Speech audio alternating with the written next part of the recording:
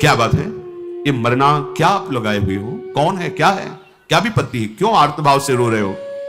उनका नहीं नहीं, आप जाओ, हम भारी समस्या में पड़े हुए हैं, आप हमारी बात मत सुनो, आप हमारे अतिथि हो, आप सुखपूर्वक रहो। कुंती जी ने कहा, हम कोई साधारण अतिथि नहीं है, त्रिभुवन में ऐसा कोई है ही नहीं कि जिसके यहां मैं रह रही हूं उसको बाल बांका कर सके। तुम बताओ ना, ये पहले मैं मरूंगा, पहले मैं मरूंगा, ये क्या बात हो रही तुम लोगों की, मैं समझ नहीं पाई। उनका कहीं भाग कर जाना चाहूं तो भाग भी नहीं सकता, बताने की इच्छा भी नहीं हो रही, क्योंकि तुम संकट में फंस जाओगी यदि हमारी बात सुनोगी। बड़ी कठिन विपत्ति में फंस गया हूं, अब मेरे जीवन को बचाने वाला कोई नहीं है। कुंती जी ने कहा कि क्या क्या समस्या तुम्हारी क्या है? उन्होंने कहा कि बस मुझे अब परलोक ही जाना है। वो डर रहे थे कि अगर हमने इनसे कोई बात कही और ये नगर में बात गई तो पूरे नगर का नाश हो जाएगा। ब्राह्मण, केवल आप एक बार बोलिए कि आपका दुख क्या है। तो उनका किसी से कहना नहीं। यहां से 2 कोस दूरी पर यमुना नदी के किनारे पर्वत में एक भयंकर गुफा है और उसमें बक नाम का भयंकर राक्षस रहता है और वो इतना बलवान है कि वो नगर के नगर को खा जाता है। बहुत खोटी बुद्धि वाला है वो, मनुष्यों के मांस से ही पुष्ट हुआ है। प्रतिदिन पूरी प्रजा को अनाथ देख करके सब लोगों ने निश्चय किया है कि क्रम से इसको एक एक दिन का भोजन दिया जाएगा, जिससे पूरे नगर को मनमानी नहीं खाएगा। उसके लिए 20 बैलगाड़ी अगहनी चावल का भात, 20 बैलगाड़ी चावल भात और 200 भैंसे, कढ़ी रोटी पकौड़ी पुआ, ये सब बिना गिनती के, और वो एक मनुष्य परिवार से वो लेके जाएगा। तो जैसे मिर्च खाई जाती है ऐसे बीच बीच में मनुष्य को खाएगा और ये सब भोजन पाएगा। बकासुर उसका नाम, तो बक। हर एक इस देश में हर एक घर की बारी आती है और घर का एक मनुष्य ये सब लेकर के जाता है। काफी समय बाद बारी पड़ती है, पर जिसकी बारी पड़ती है उजड़ जाता है। कितना उसको भोजन, अगर कोई छूटने का प्रयत्न करे तो मोहल्ले के मोहल्ले को खा जाता है। इसलिए भयवश जिसकी बारी होती है उसको जाना ही पड़ता है। और आज हमारी बारी है ना, हमारे पास इतना विशाल का भोजन है, इतनी गाड़ी चावल और सब, और हम गरीब ब्राह्मण है, 200 भैंसे कहां से खरीदे? और हम जाएंगे तो हमको भी खा जाएगा, नहीं जाएंगे तो पूरे मोहल्ले को खा जाएगा। इसीलिए हम सब रो रहे हैं कि क्या करें, कैसे करें। मेरे पास धन नहीं है कि मैं किसी को खरीद करके ऐसी भोग सामग्री वहां पहुंचाऊं। अब उस राक्षस से छूटने का कोई उपाय नहीं है, अब तो हमें नष्ट ही होना है। एक बार सोचता हूं कि पूरे परिवार से जाकर उसके सामने बैठ जाऊं, फिर सोचता हूं छोटे छोटे बच्चे बच्ची हैं, बड़ी नृशंस हत्या होगी।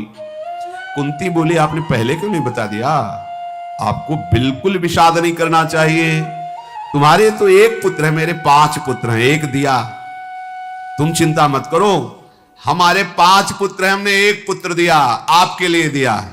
ब्राह्मण ने कहा, कदापि नहीं, मैं सब कुछ सहन कर सकता हूं, लेकिन जिसको शरण दिया है उसको कष्ट हो जाए ऐसा नहीं। ये देखो धर्म का ये स्वरूप, तुम हमारी शरण में हो, तुम्हें कष्ट नहीं दे सकता, मैं पूरे परिवार सहित वहां जाकर के अपने को खवा सकता हूं।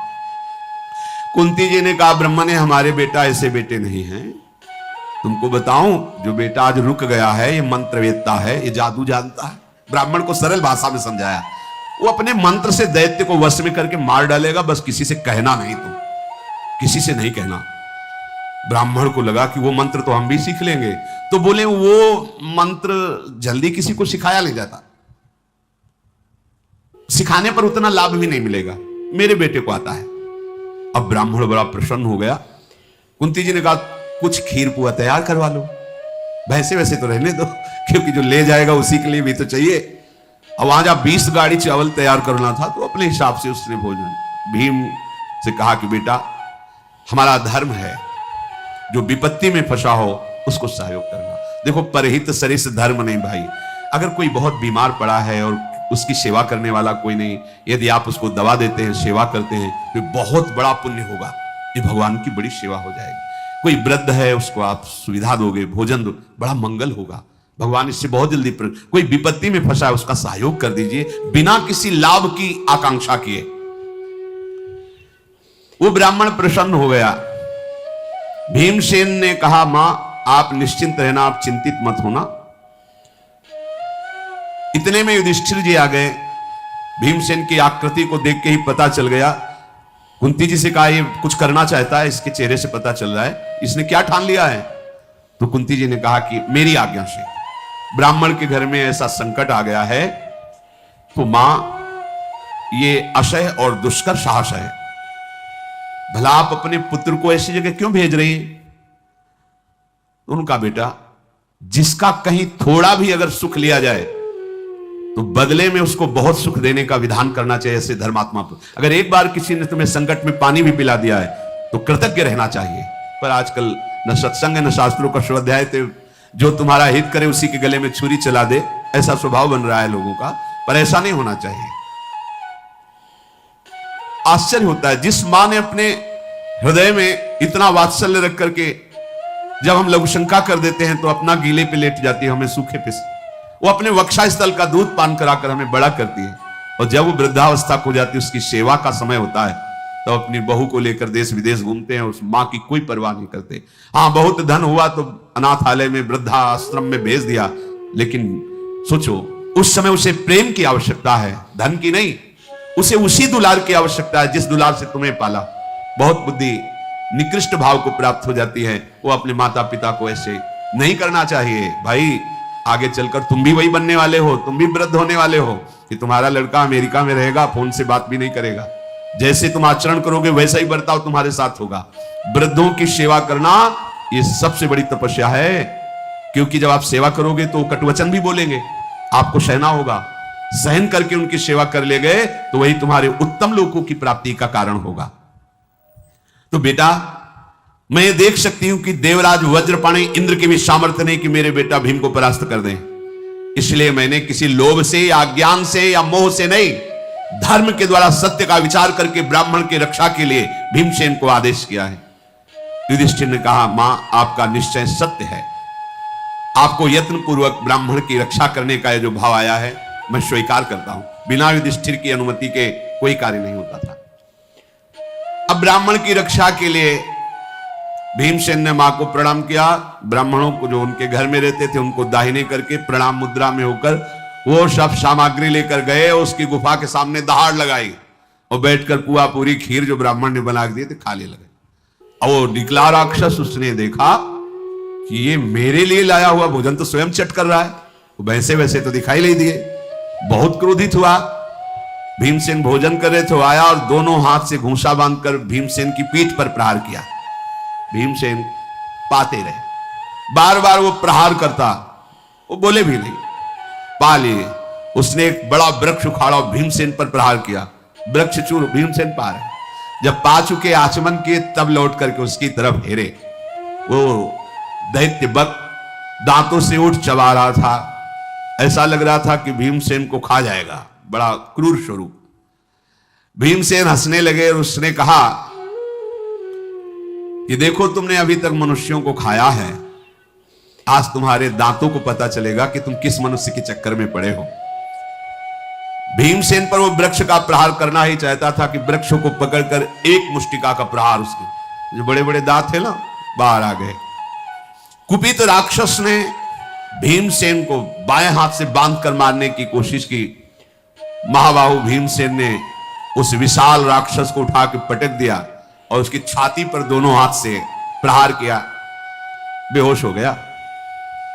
वायुपुत्र भीम के प्रहार से वो जो बेहोश हुआ, पटक पटक के उसकी खोपड़ी को रगड़ा भीमसेन ने भूमि पर और घुटनों के बल दबाकर उसकी गर्दन पर। थोड़ी देर में उसके प्राण निकल गए। जब प्राण निकलते समय चिल्ला रहा था तो जैसे फटा नगाड़ा आवाज दी, ऐसी आवाज उसकी हो रही थी। पूरे नगर में हाहाकार मच गया, ये आवाज कैसी है। हड्डी हड्डी को तोड़ के रख दिया उस बक नामक असुर की। इसके बाद जो नगर का प्रधान दरवाजा था वहां जाकर उसको पटक दिया।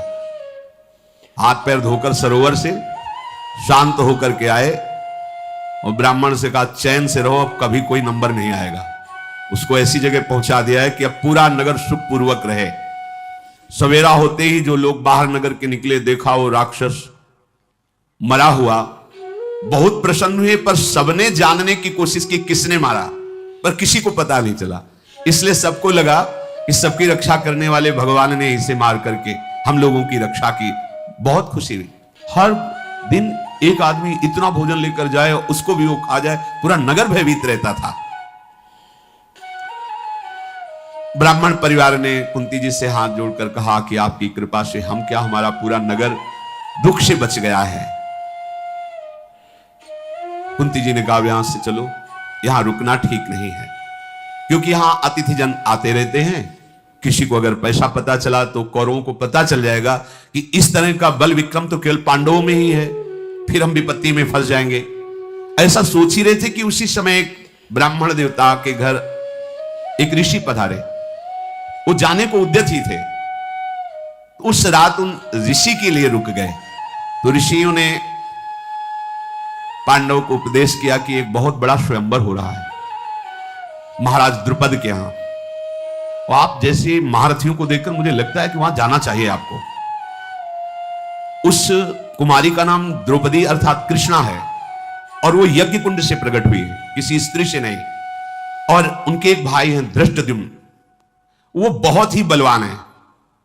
वो कवच कुंडल अस्त्र के सहित अग्निकुंड से प्रकट हुए थे।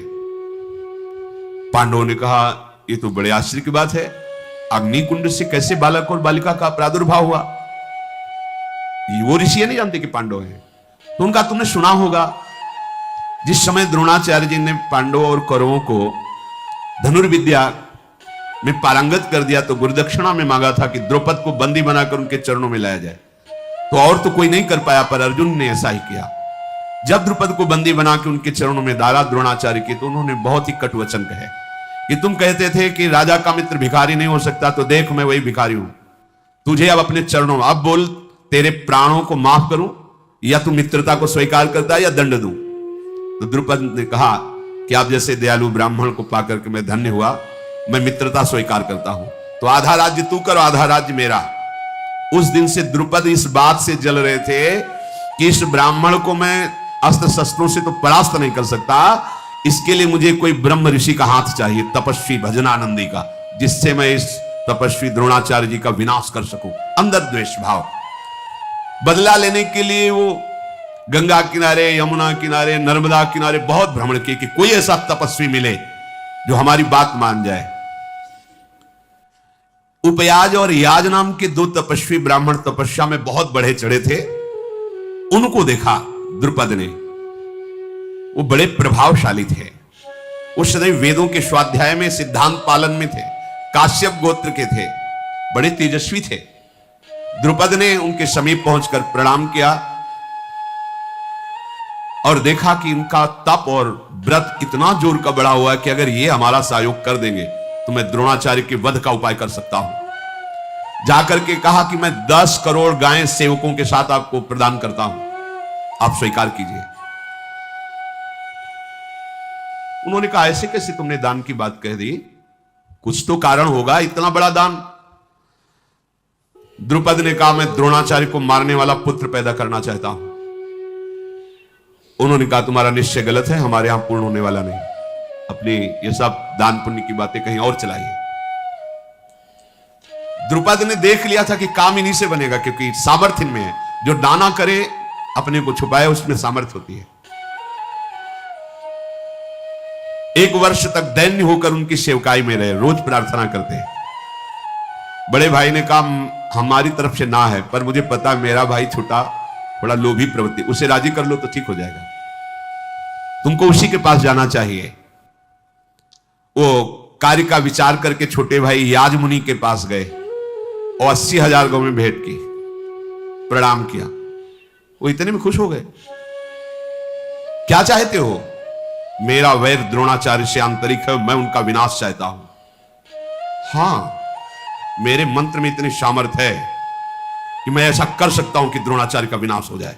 बड़ी सामर्थ्य होती थी तपस्या में, मंत्र में। द्रुपद ने प्रसन्न कर लिया याज को, पर याज ने कहा कि इसके लिए मुझे अपने बड़े भाई का सहयोग चाहिए, तभी ऐसा कर सकते हैं। वर्षों से उनकी सेवा ही कर रहे थे और छोटे भाई जी ने जाके प्रार्थना की तो उपयाज भी तैयार हो गए। दोनों महान तपस्वी व्रती, राजन जैसा संकल्प करोगे वैसा ही पुत्र पैदा करूंगा अपनी तपस्या बल से, मैं जो जो कहूं वो तैयारी करो। द्रुपद ने वैसा ही तैयारी की। ये दोनों मंत्रवेत्ता अग्नियों में आहुति देकर भगवान अग्नि को प्रसन्न किया और एक भविष्य की रचना की। द्रुपद से कहा रानी को बुलाओ, वो खा ले तो एक पुत्र और एक पुत्री का प्रादुर्भाव होगा। प्रभु की लीला। उस समय रानी ने तांबूल पाया था और अंगराग शरीर पे लगाया था, कुछ देर बाद स्नान करना था। रानी ने सूचना दी कि अभी तो हमने तांबूल पाया, अंगराग लगाया, कुछ क्षण ऋषियों से कहो रुके, फिर मैं स्नान करके पवित्र होकर आऊंगी, तब वो भविष्यान्न पाऊंगी। और ये महान तपस्वी थे, उन्होंने कहा तुम क्या समझती हो, तुम्हारे गर्भ के बिना हम बच्चे नहीं पैदा कर सकते। तुरंत मंत्र पढ़ करके आहुति अग्नि में उसी भविष्यान्न की कर दी। उसी समय मानो दूसरा अग्नि प्रकट हुआ हो, ऐसा कवच कुंडल और अस्त्र लिए हुए बालक प्रकट हुआ, जिसे दृष्टद्युम्न कहते हैं। उसी समय आकाशवाणी हुई, पांचाल नरेश अब निर्भय हो जाओ, ये बालक द्रोणाचार्य का गला काटने में समर्थ है। शांति मिली उनको। उसी समय एक कन्या प्रकट हुई जिन्हें पांचाली द्रौपदी कहते हैं, उसी यज्ञ कुंड से। बड़ी ही सौभाग्यशालिनी, शरीर का श्याम वर्ण और बहुत ही सुंदर स्वभाव। दोनों पुत्र पुत्री को देकर द्रुपद ने उन ऋषियों को प्रणाम किया कि आपने हमारी कामना पूर्ण कर दी। अब आप जो कुछ बोले वो मैं आपको दे सकता हूं। उन ऋषियों ने इनका नामकरण किया। द्रुपद कुमार का दृष्ट अमर्षशील होने के कारण, तेजोमय होने के कारण दृष्टद्युम्न नाम रखा और श्याम वर्ण होने के कारण द्रौपदी जी का नाम कृष्णा रखा। एक दिन द्रोणाचार्य जी ध्यानस्थ थे तो उनको संकेत मिला कि तुम्हारे मारने वाला पैदा हो चुका है। ध्यान में आया कि वो तो दृष्टद्युम्न है। राजकुमारों को अस्त्र विद्या देते थे, तो द्रुपद ने उन्हीं के पास भेजा कि ऐसा विश्व में कोई धनुर्धारी है नहीं द्रोणाचार्य जैसा। दृष्टद्युम्न गए तो देखकर मुस्कुरा दिया द्रोणाचार्य जी ने कि हमारे अंतिम लीला का कार्य तेरे से ही होना है, पर तू शिष्य बन के आया तो उठा नहीं रखूंगा, हर अस्त्र विद्या का तुझे ज्ञान दूंगा।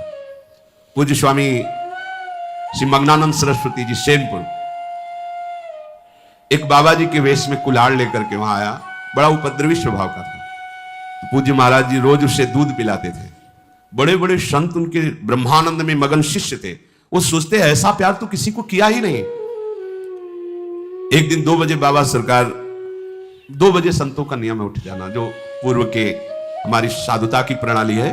2 बजे रात्रि से ही साधना प्रारंभ होती, जैसे अपने लोगों, ये पूर्व की है, बचपन से देखा संतों को 2 बजे रात्रि के उठ जाना। जो ही उठ करके लघु शंका के लिए गए, उसी ने कुल्हाड़ से उनको काटा, 8 संतों को काटा।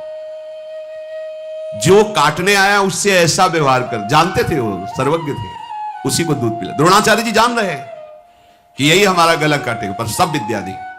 ये महात्मा का स्वभाव होता है। पूज्य सूर्या बाबा को जिसने, तो वही आश्रम में रहता था, बड़ा उपद्रव करता था। जब शिकायत जाती तो बाबा इसको आश्रम से निकाल दो, तो बाबा कमंडल उठाते, बोले हम ही निकल जाते, तब फिर रोक लिया। वही बाबा को ऐसे सभा के बीच, भगवान की बड़ी ये विचित्र लीला है। मृत्यु लोक बड़ा भयावह है, पर इन धर्मात्मा महापुरुषों के चरित्र को पढ़ करके लगता है कि देखो जानते हैं कि यही मारेगा और उसी को अस्त्र विद्या में पारंगत कर रहे हैं। द्रोणाचार्य जी ने विचार किया कि शिष्य बनकर के आया है तो हम गुरु पद पर हैं, हमारा कर्तव्य सारी शिक्षा प्रदान करना। उस ब्राह्मण ने जब ये बताया कि ऋषि ने कि द्रुपद महाराज उसी द्रौपदी का स्वयंवर कर रहे हैं, पर उनके मन में एक बड़ा भय है। द्रुपद को जब अर्जुन ने जीता था तो द्रुपद ने संकल्प किया था कि अगर मेरे कन्या होती तो तुम्हारे जैसे वीर का मैं जरूर वर्ण करता। प्रसन्न थे, यद्यपि परास्त करके द्रोणाचार्य के चरणों में डाला, पर ऐसी वीरता देखकर वो मुग्ध हो गए थे कि अगर मेरे कन्या होती। जब कन्या हुई तब उनको पता चला कि वो तो वारणावत में अग्नि महल में जलकर भस्म हो गए, तो वो बार बार विचार करते थे कि ऐसा कैसे हो सकता है, इतना प्रतापी तेजस्वी कैसे अग्नि में जल सकता है। तो कुछ ऋषियों ने संकेत दिया था कि आपका संशय करना ठीक है, मुझे लगता है पांडव भस्म नहीं हुए। तो उन्हीं की प्राप्ति के लिए कि ऐसा विश्व में कोई निशानेबाज नहीं है जो घूमती हुई चक्राकार तीव्र मछली की आंख को बेच सके। इसलिए स्वयंवर में रखा था कि अगर कहीं विश्व में अर्जुन होंगे और स्वयंवर की बात सुनेंगे तो वो जरूर आएंगे। ब्राह्मण ने बताया कि महाराज द्रुपद के यहां स्वयंवर हो रहा है, आप सबको वहां पधारना चाहिए। शेष चर्चा आगे। श्री राधा